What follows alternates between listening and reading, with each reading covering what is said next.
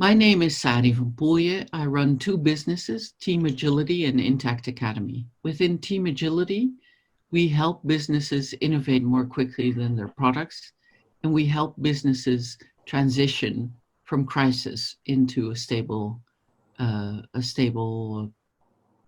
situation. Let's try that again. Okay. My name is Sari van Poelje. I'm the director of Team Agility and the director of Intact Academy. In Team Agility, we help businesses innovate more quickly than their products. We help businesses deal with crisis and establish good leadership. In Intact Academy, we train coaches and consultants to help businesses do that. So I've been in business for 35 years. I've grown and sold 4 businesses. I know what it is to deal with crisis. And as I've said in previous blogs, what you need to do is really establish a clear leadership in that. Reestablish your boundaries and reestablish your structure. But what you also need to do is create more cohesion, because the leadership has to create, I said love, but what I mean technically is cohesion. You have to give everyone within the organization a sense of belonging. The difficulty is during times of crisis, we often have dynamics which are pressing on the boundaries, which create breaches in the boundaries, and breaches in boundaries create less cohesion. You can imagine if you have a balloon with a hole in it, and the air in the balloon is the cohesion. As soon as you have a hole, it all goes out. So you need clear boundaries, so not breach boundaries, to hold that air or the cohesion in a company.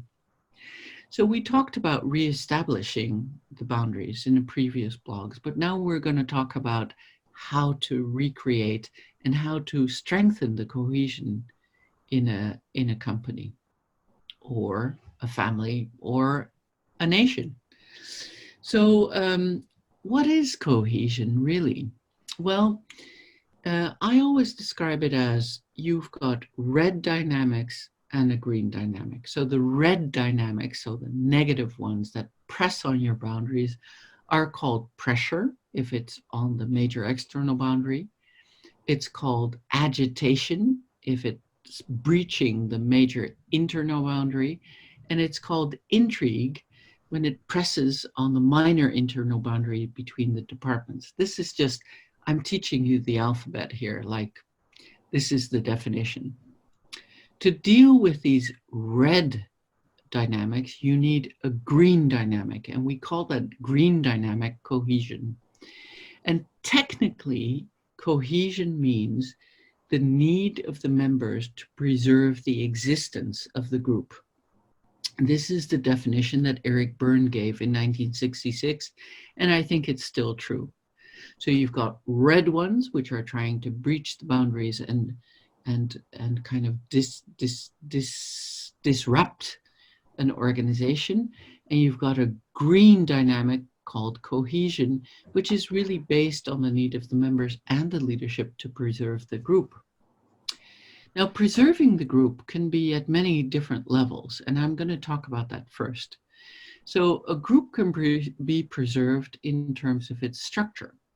So the group can exist as a structure, even if the rest is gone. So for instance, think of this. Now, at the moment, I'm dealing with a lot of production companies where they have to close the factory. So there's no one in the factory, no one is producing anymore, but the building is still there. Sometimes I walk through town now and I see buildings and they're empty, but I know because the building is still there that the organization still exists. And we say the same thing about teams. So if the building is still there, the team still exists. So if the structure still exists, the team still exists. That's one level of existence of a group. A second level is possibly the building isn't there anymore, but the people are still there. So imagine this, the factory is closed, but the people are still there. And the people still have a relationship with each other. It exists as a relationship, even if the structure isn't there anymore. Yeah. So in that case, the group still exists. Even if the building isn't there, the people are still there. They have a relationship and they hold that idea of the group. They're still a group. So you can imagine, for instance, some of you know, I went to a reunion of my school. Now that school doesn't exist anymore, but we exist. And when we came together, it was as if the group was still there. Very interesting. The third level of existence of a team is when the building isn't there and the people aren't there anymore to hold the relationship, but the idea of the group is there. So the group exists as an idea, even if the building and the people aren't there anymore.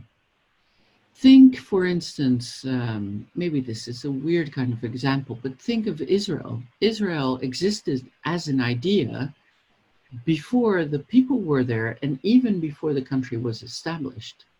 So that idea of the group was already there, and that's a very powerful thing. We say every organization, every team starts as an idea before it starts as a structure or even as a group of people. As an analogy, if you have children, your child exists as an idea even before it's born. So you have hopes, fears, dreams for your children before they're physically born. And that's very comparable. Anytime you start a group or organization, there's an idea in someone's head before the structure is there and before the people are there. So cohesion, to come back to it, is the need of the members and the leaders to preserve the existence of the group. And that existence can be at the structural level, at the relational level, or at the imago level, we say. How do you increase cohesion? We have many different strategies for that, and I'm going to talk about that in the next blog.